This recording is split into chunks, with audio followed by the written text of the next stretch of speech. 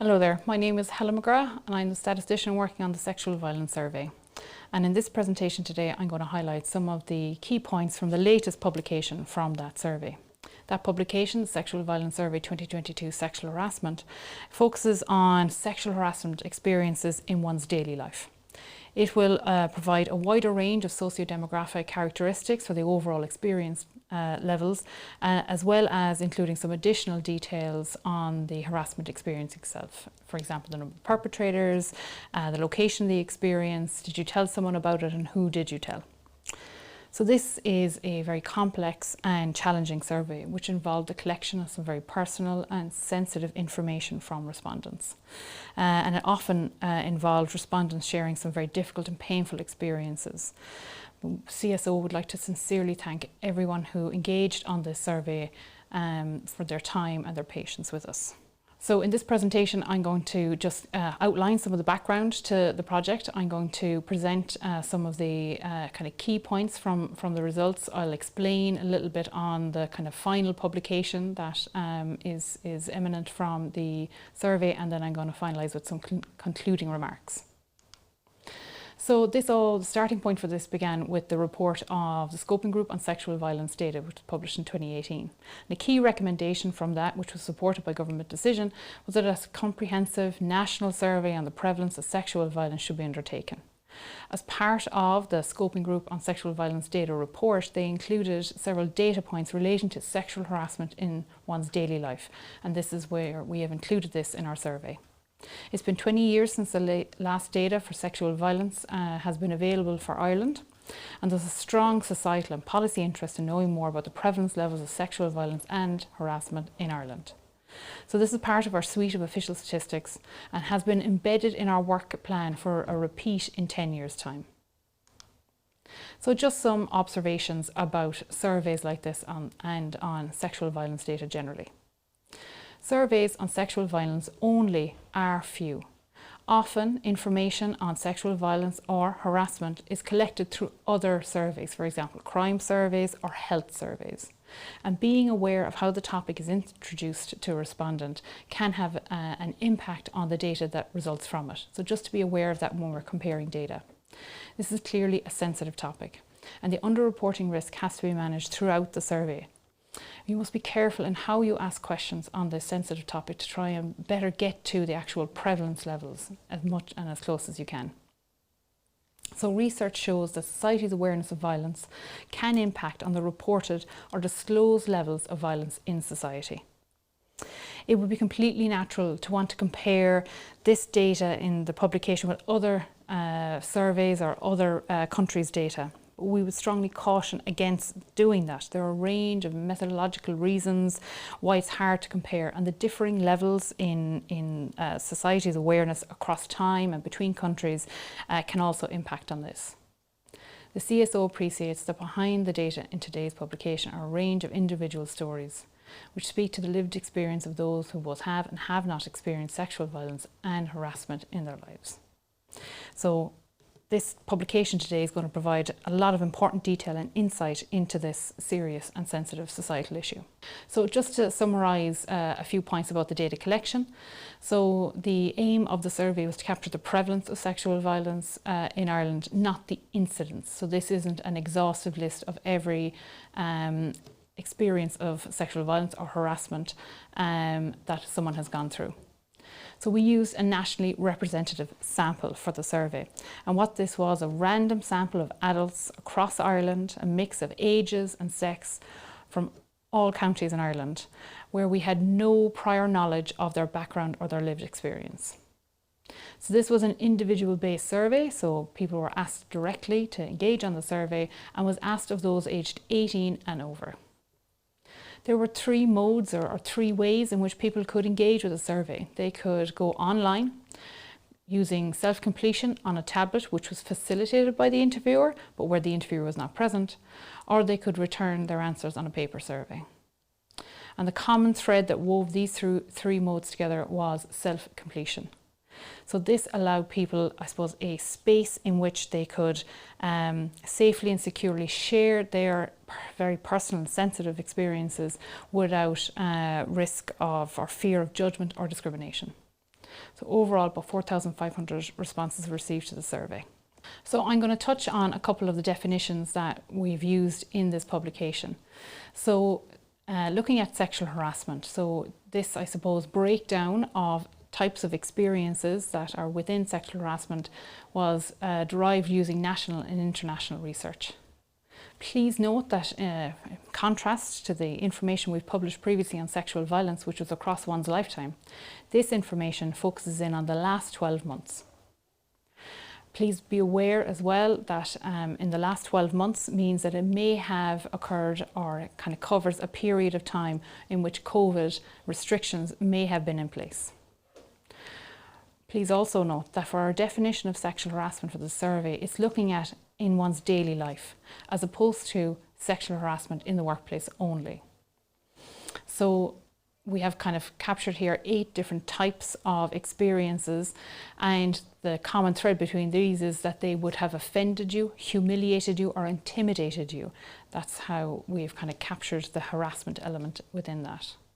So just to go briefly down through the types of behaviours, and further information is available in the background notes to the detail underneath them. But we have remarks of a sexual nature which were made online. So whether that was on social media or discussion boards or on dating apps. And these type of remarks were crude or sexually explicit remarks that made you feel offended, humiliated or intimidated. Another type of behaviour is remarks of a sexual nature made in person, so basically when you are not online, so that would be whether they said it to you directly or perhaps by phone or by text message. And again, the same type of remarks, crude or sexually explicit remarks that made you feel offended, humiliated or intimidated. Another behaviour was sexual images or videos shared with the subject's permission. And by this I mean where personal, private images or videos of a certain person was shared without that person's permission. We also have physical exposure by somebody that made you feel uncomfortable. We have exposure to sexually explicit images that offended, humiliated or intimidated you. We have inappropriate physical contact as well. So this is where someone perhaps hugging or touching you or in close proximity to you that made you feel offended, humiliated or intimidated. We also have inappropriate sexual advances, and finally any other sexually inappropriate behaviour that made you feel offended, humiliated or intimidated. So this is kind of an overview of what's included within sexual harassment in this survey. Another variable I just want to discuss with you is stalking with fear of sexual violence. So stalking in general, and how we've defined it within the survey, means persistent, unwanted actions that are against your wishes or imply threats. And what's included within unwanted actions are, where someone is following you, waiting for you, contacting you by phone, text, or social media. So this is quite a broad set of behaviours and quite wider than the scope of, I suppose, the survey, which was looking at sexual violence. So how we've captured this in the survey is looking at where a person was stalked, where they feared that they were at risk of sexual violence. So in the survey, the question that has been asked is, thinking about the last 12 months, has anyone stalked you in a way that made you fear that you were at risk of sexual violence? So please just be aware of that when we look at the data as we move through the results. So just as I've mentioned previously, we have other information that we have published from the sexual violence survey, and here you can see where the material is and links to where you can find it. Key themes from this publication is what I'm going to talk about now. So what we've seen in other sexual violence publications that we've already released is that there are different levels of experience for men and women, and for sexual harassment in the last 12 months this is no different. So levels of sexual harassment experience differ by sex. Women were over twice as likely to experience sexual harassment than men in the last 12 months. 28% of women have experienced it compared to 13% of men. Women also experienced higher rates across all types of sexual harassment kind of experiences bar one, and that one was where images or videos were shared without the subject's permission, where both men and women experienced it at the same rate, as in 2%. The perpetrator of sexual harassment is most likely to be male, Almost 9 in 10, or 87% of adults who'd experienced sexual harassment in the last 12 months reported that the perpetrator was male. And this is very similar to other rates we have seen for sexual violence experienced as an adult or sexual violence experienced as a child. The most prevalent location for sexual harassment is a pub, club or disco. Over 1 in 4 adults reported this as a location of an experience, with women more likely to identify this at 29% than men, which was 18%. So what we've also seen from this publication is that most people disclose sexual harassment and or stalking with fear of sexual violence.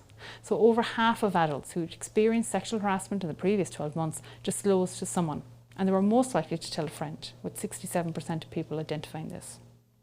7 in 10 adults, so 70%, who experienced stalking with fear of sexual violence in the last 12 months disclosed to someone. And actually that incidentally was also most likely to be a friend as well.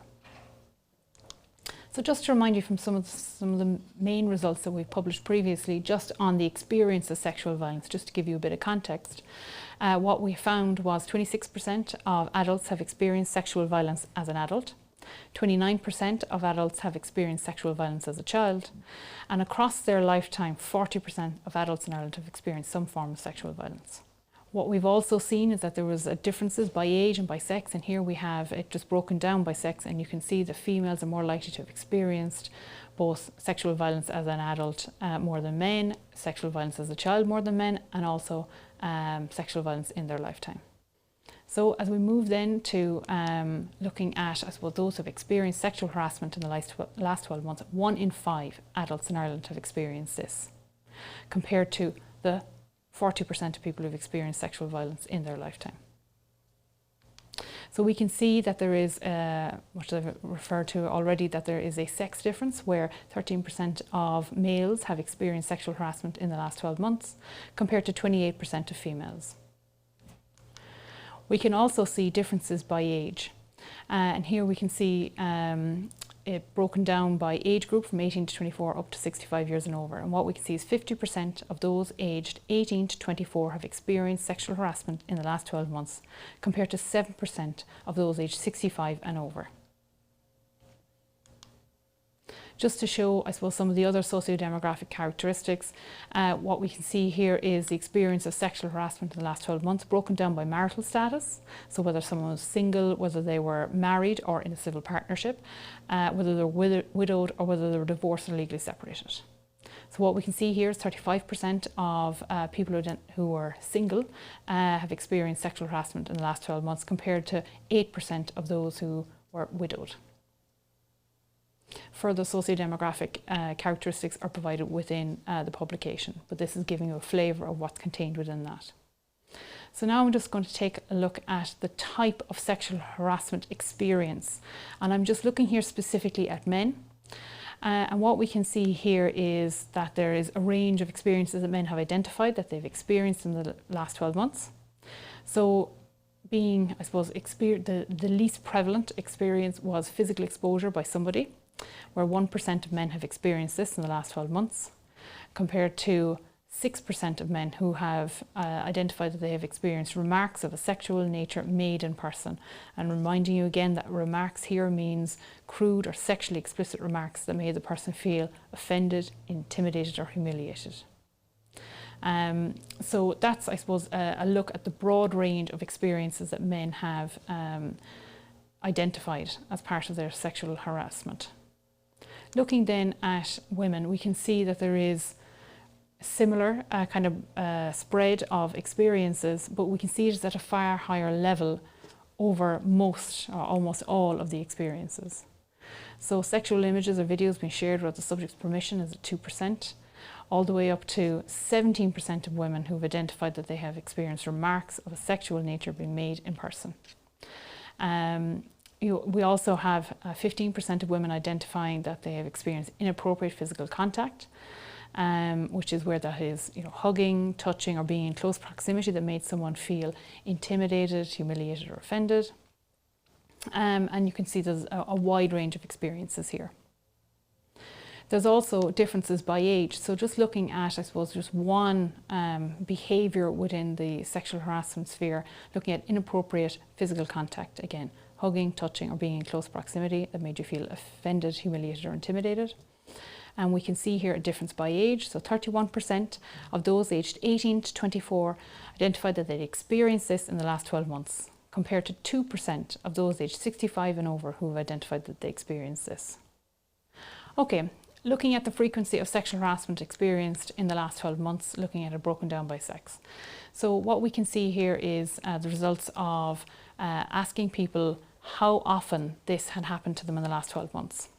So for those males who had experienced sexual harassment in the last 12 months, 47% of them identified that it happened once, and 42% of males had identified that it happened occasionally. For females and for women who had experienced sexual harassment in the last 12 months, 38% of them identified that it happened once in the last 12 months, and 49% identified that it happened occasionally. Looking at those who identified that it happened often, so that's fortnightly to monthly, we can see that men were less likely to identify this. So 4% of men who had experienced sexual harassment in the last 12 months identified this, compared to 7% of women. And for those who had identified that it occurred continuously, and that is almost weekly, we can see here that 2% of men identified that they had experienced this continuously, compared to 1% of women. Looking at the number of perpetrators of the sexual harassment experienced in the last 12 months. So what we can see here is data for men only, and for men who had experienced sexual harassment in the last 12 months, 79% or 8 in 10 identified that there was one perpetrator for the experience, and 14% identified that there was more than one. Looking at the same information for women, what we can see here is that 87% of women identified that they had one perpetrator for the sexual harassment experience in the last 12 months, and 8% identified that there was more than one. I suppose please also note that people can experience sexual harassment, both multiple times and with multiple partners or perpetrators as well. So in that case, people were asked to think about the experience that affected them the most. So just looking at the breakdown for those who had identified that they had one perpetrator, they were then asked some follow-up questions about that perpetrator. So looking at the breakdown of the sex of the perpetrator involved, and looking again at men. So for men who had experienced sexual harassment in the last 12 months, 61% of them had identified that it was a male perpetrator. And 39% had identified that it was a female perpetrator of the sexual harassment experience. Looking at the equivalent rates for women. So for women who had experienced sexual harassment in the last 12 months, 98% of them identified that it was a male perpetrator, and 2% identified that it was female. Just looking now at the nature of the relationship with the perpetrator. So for those who identified they had one perpetrator, we would then ask them to kind of categorize who that person was. So far most likely to be a stranger from this chart. So what we can see here is 46% of people who had experienced sexual harassment in the last 12 months identified that it was a stranger. 19% of people identified that it was someone at work, and 18% identified that it was a friend or an acquaintance. 7% identified that it was a partner or an ex-partner, with 3% identifying that it was a family member or relative, and 1% didn't state who it was. So just looking at, I suppose, a disclosure of sexual harassment. So for those who had experienced it in the last 12 months, we asked whether they had told someone or whether they had disclosed their experience. And what we see here is that 43% of men who had experienced sexual harassment in the last 12 months did disclose their experience to someone, compared to 50% of men who did not. Looking at the equivalent rates for women, what we can see here is 55% of women who had experienced sexual harassment in the last 12 months said that they did disclose experience of sexual harassment to someone, and 39% did not. So we can see a clear difference there between the sexes in terms of levels of disclosure. And we had seen that in previous publications on the disclosure of experiences. So just to touch on, I suppose, the person to whom the experience of sexual harassment was disclosed to, and it was far more likely to be a friend than any other category, with over 2/3 of people, 67%, identifying that they had told a friend, 41% identified that they had told a family member, going down to 6% who had told the police, and 4% who had told the superior or the boss of the perpetrator. So that's, I suppose, just a whistle-stop tour of the information that was included or is provided about sexual harassment. I'm just going to touch briefly now on stalking and with fear of sexual violence. So 3% of adults have experienced stalking with fear of sexual violence in the last 12 months in Ireland. So what we can see here is looking at it broken down by sex, that 1% of men in Ireland have experienced stalking with fear of sexual violence in the last 12 months, compared to 4% of women. We can also see here the nature of the relationship, and just to be aware when you look at the data on stalking with fear of sexual violence, because the numbers are, I suppose the rates are quite low, we're not able to provide a greater range of socio-demographic characteristics, and you'll see that within the table. But looking here at the nature of the relationship with the perpetrator of stalking and sexual violence, what we can see here is it's far more likely to be a stranger, which as we've seen for the sexual harassment experiences. So 29% of people identified that it was a stranger who had perpetrated the kind of stalking with fear of sexual violence. 24% of people who'd experienced stalking with fear of sexual violence in the last 12 months identified that it was a friend or an acquaintance. And it's quite a similar rate for partner or ex-partner, with 23% of adults identifying this. 11% of people identified that it was someone at work who had perpetrated the stalking with fear of sexual violence against them in the last 12 months. Going down to 3% of people who identified that it was a family member or relative. And then just looking at, I suppose, the disclosure of stalking with fear of sexual violence in the last 12 months. So looking to see whether or not people told about this experience. What we can see here is, interestingly, 70% of people identified that they did tell someone about their experience of stalking with fear of sexual violence in the last 12 months. It's interesting that it's quite high compared to sexual harassment experiences, and also when we look at the disclosure of sexual violence experiences as well. So now I'm just going to touch on, I suppose, the remaining publications from the survey. So we have one further publication that we've scheduled to be released from the survey, and this is going to look at attitudes to sexual violence. We're aiming to publish that in October, and this is going to contain information from those who did not disclose any sexual harassment or violence experiences in the survey. So just to be aware of that when you see the data coming out in October. It's going to contain information on kind of general public opinion on so-called rape myths, and we'll also look at the perception, the frequency of sexual violence kind of in the wider community. So I'm just going to finish up just again reiterating our sincere thanks to respondents. There's really strong engagement on this very sensitive survey, and we couldn't publish the data without your help. There's been a real team effort within the CSO and across the wider system, particularly from the Department of Justice, on this project, and we'd like to thank them. And also, and most sincerely, we got such great support from the NGO community throughout this process, both in terms of when we started the project and while we were developing it. So thank all of the support services for their help. If you have any questions or queries, you're more than welcome to contact me on the kind of contact details here. And if you've been affected by any of the issues raised, you can contact the Rape Crisis Centre 24-hour national helpline, or by visiting rapecrisishelp.ie. Thank you very much for your time.